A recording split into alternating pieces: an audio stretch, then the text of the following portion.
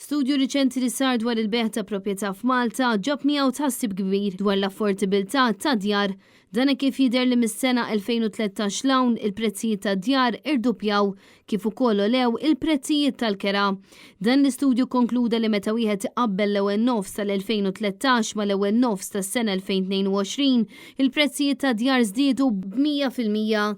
Dan ifisser li bħala medja proprjetà li nbigħat tal 100,000 euro fl-2013 issa qed tinbiegħ għal madwar 200,000 euro.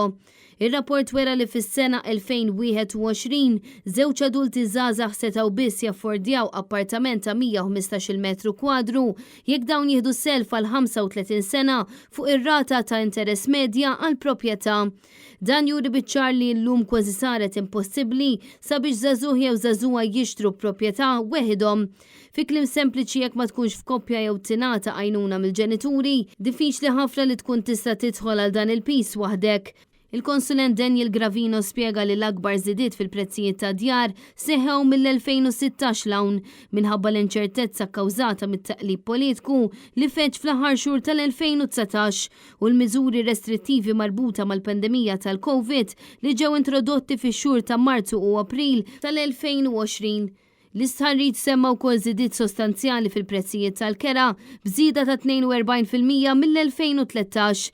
Dan ifisser li dar li kienet tinkera b'500 euro fix-xahar issa qed tinkera għal 710 euro.